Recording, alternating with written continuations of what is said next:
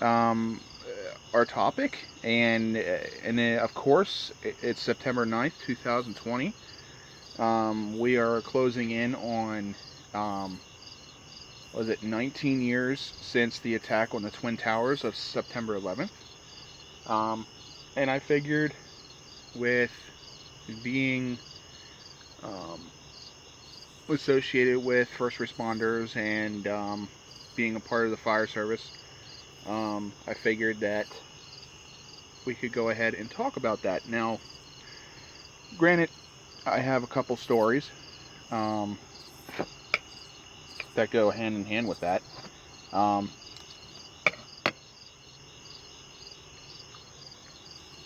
as well as um, what my experiences were, what my experiences are um, every September 11th that comes, because it's just an eerie feeling. You just cannot shake it. So that being said, I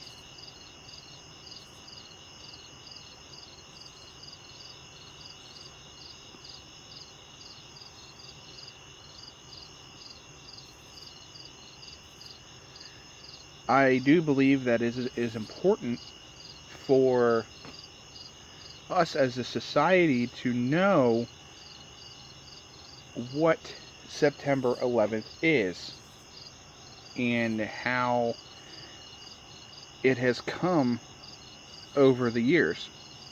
Um, that being said, I'm going to dive into my story and how my story started.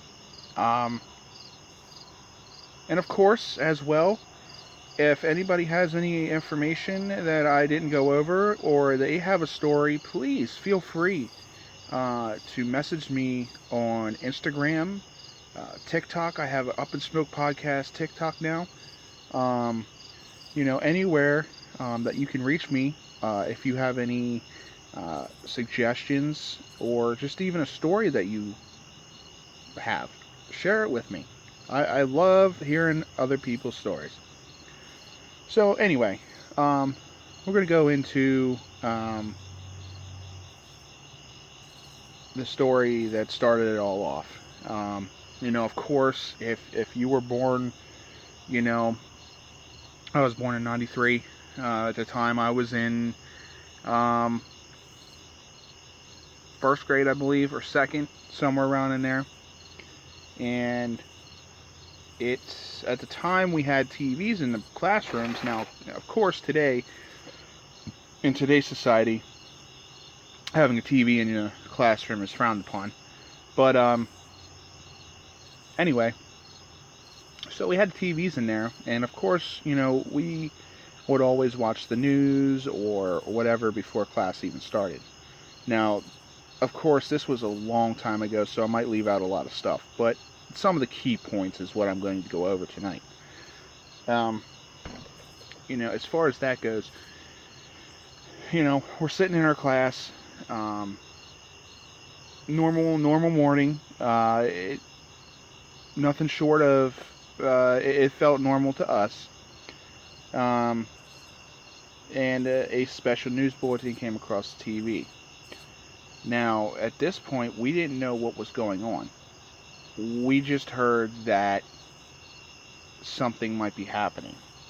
So everybody went to the classrooms, our homerooms, and uh, we uh, we were sitting there and we were waiting on it to see what happens. And they turned the TVs on. They made an announcement, turned the TVs on, and um, we were shocked at what was going on. And of course, being as young as what we were, um, we didn't have any knowledge of what was going on. We were just seeing what was on the news. And then the announcement came over that we were going to go home. The buses were there. We were going to go home. So they already had it planned that we were going to go home because of what was going on. They knew what was going on. So We boarded the buses. I think it was morning, in the morning, like, whenever the last tower fell, because they were afraid of what was going to happen. And so what had happened is we boarded the buses, we went home, and of course, our parents were home at the time, uh, making sure we were okay. And that being said, we were pretty much glued to the TV all day because of watching the news and seeing what was going on. So, as far as that goes, we were kind of, sitting there figuring out what was going on, and then it eventually came over that the Pentagon got attacked. And of course, that's a little closer to home. Not too close, too much closer. But you know, it was in D.C. So I think what they think was is they were going to go a little bit closer and try to attack Pennsylvania or a nearing town.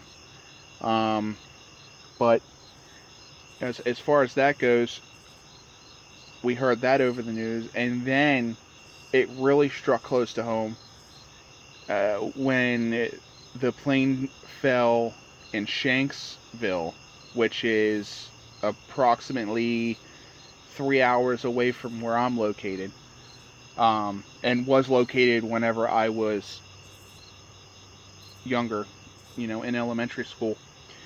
And at that point, I think, now don't quote me on this, they put us under a state of emergency because of what was going on. We were under attack. Of course, we couldn't leave. We had to stay put where we were. Now, granted, when I was in elementary school, we lived in the backwoods. Nobody was going to attack that. But it's just the simple fact of the matter is a state of emergency, of course, for any state. That means you got to stay put.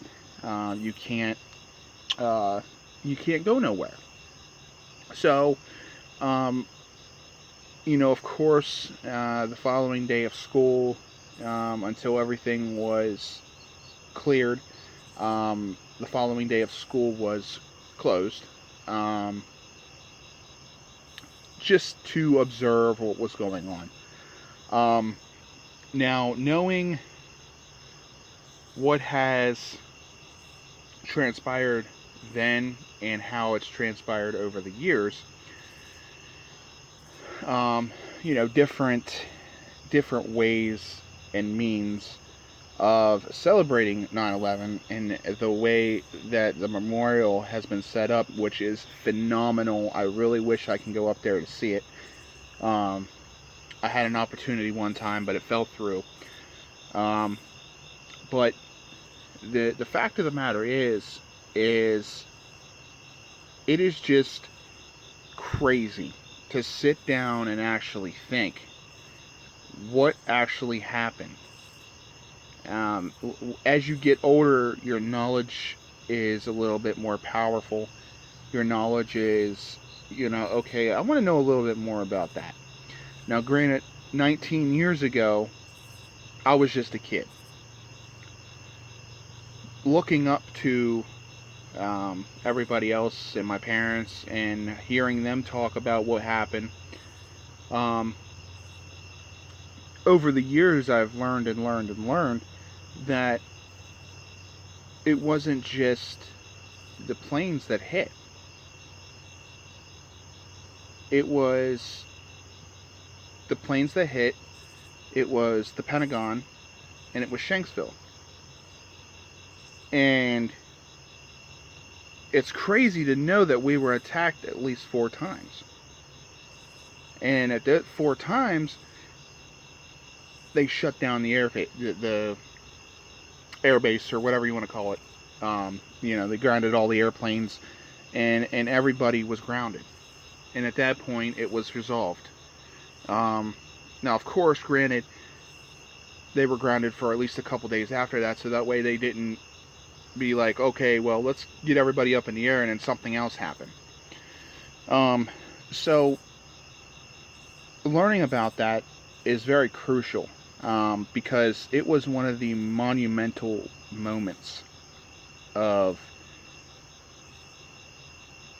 9/11 history, or not only Pennsylvania history, New York history, DC history. It will leave a mark in all three.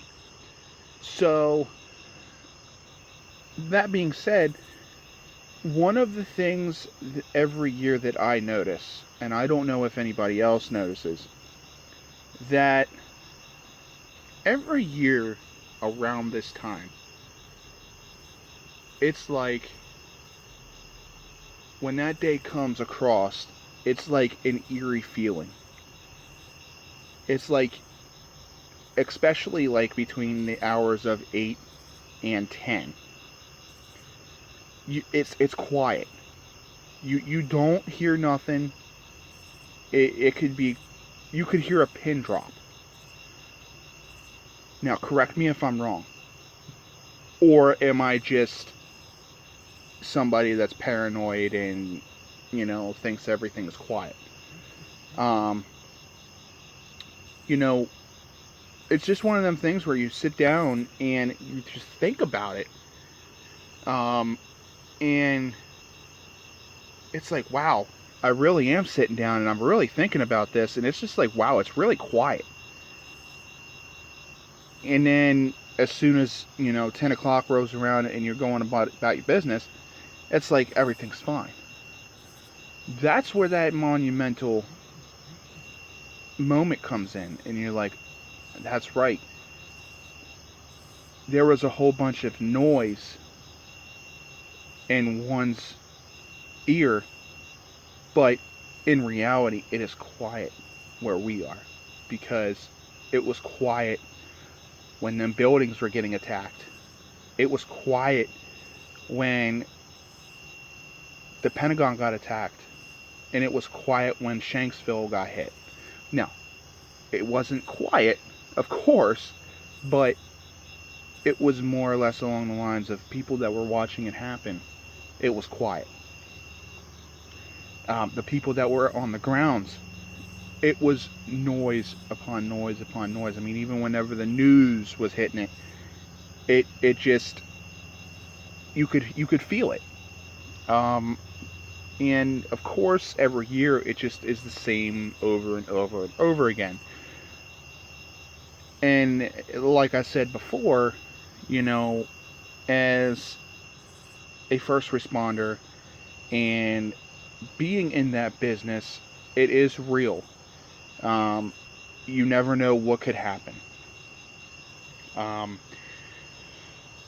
Now, granted, my days of running all the time are coming to a close. But in my younger days, I was more active. And I mean, that doesn't mean I'm quitting. That doesn't mean that I'm calling it quits. That generally means, with the current situation going on, of course, kids, family, and COVID and everything like that, I'm just too busy. And we're not gonna go off topic. We're gonna just keep going on what we're doing here. Now, of course, and like I said before, Shanksville is about 3 hours away from me, which I'm located in Pennsylvania, and it is a nice town up there. You can go up there. There's a monument up there, for, I can't remember for sure what they called the monument, but I believe they rang a bell for all of the passengers that passed away when the plane crashed at that location. So There's that. And then if you go a little bit further back on the land, you can see the actual rock where they marked where the plane crashed. Now, I was fortunate enough to go up there a couple years ago. Actually, a couple years ago to the date, I believe, or a little bit sooner. Um, and the monuments up there and the memorials were just amazing. Um, and the amount of support that they put into the monuments, the museum, um, anything like that was amazing. And, you know, I was just blown away by the amount of artifacts, the amount of pictures, pieces of the rubble that they had in the museum. Now, granted, the museum's free to get into. You can walk right in and see what, happened, and right down to you can hear the conversation of people that are calling and saying this might be our last call, our plane got hijacked. It is amazing. And I mean, it's not amazing in that aspect, but you know what I mean. Um, and to really sit there and to really look at the picture that was first taken when the plane crashed in Shanksville is crazy, because the farm that was right across the street, they got a picture of it, and you can see the black smoke coming up from the field. And it goes in and telling that they felt that plane crash. They felt that 20 miles away in the nearest town. And that blew me away. That was just kind of like I was standing there, I was like, no way. And, as far as that goes, it's just amazing the kind of stuff that you learn about when you go into these places. Now, granted, I've looked into a couple other, different things that were there. Pieces of the plane, the placards that line the wall to um, to the museum that has everybody's name on them. I mean, it's amazing how they support them. And that being said, I want everybody to just take a few moments, on the 11th. It doesn't matter what you're doing.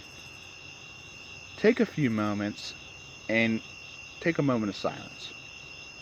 Just to remember the families that lost loved ones that day. Not just the way that the planes crashed and this, that, and the fourth, but just take a minute and think about the families, the kids that didn't grow up with a mom, the kids that didn't grow up with a dad because of these happenings. There was quite a bit of people that have passed away in this crash, or the crash in the Twin Towers. Not just the Twin Towers, but the Pentagon. The Pentagon, that whole side of that building was probably full of people. And it's crazy. I want to know what was going through their heads. And not only civilians, the policemen, the firefighters. There was 343 firefighters, and police and EMS. It just doesn't matter who it is. First responders in general. Take a moment and reflect on their families and how they're doing. If you have any means of reaching out, or if you even listening to this and you have a family member that was affected, Godspeed. I hope them the best.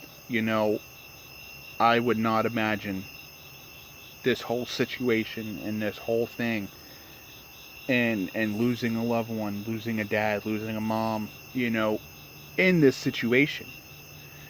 Um, so, in conclusion, I am going to leave it off with um, just take a moment on the 11th. Now, I'm going to put this out on the 11th. So, today, or whatever. I'm just going to say the 11th because we're on the 9th. So, just take a moment and just reflect. Moment of silence. And just go about your day.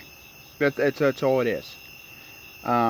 It's not like everybody's asking you to be quiet all day, but just reflect. So, that's it for this podcast. I hope you guys enjoyed it. There's a lot more where this came from. But, if you guys have any suggestions, or anything that I should talk about in general, let me know. Like I said in the beginning of the broadcast here, I am on TikTok, Up in Smoke Podcast.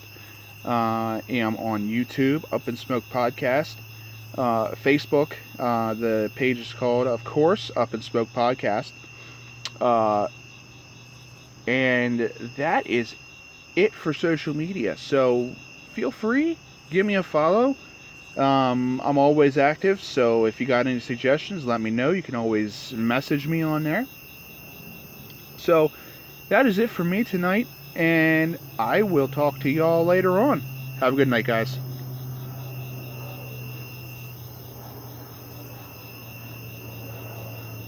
What the hell is going on over here?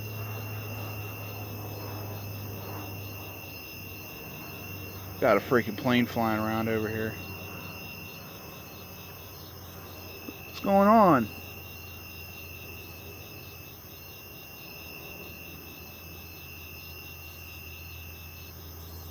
How's it going, my one online follower?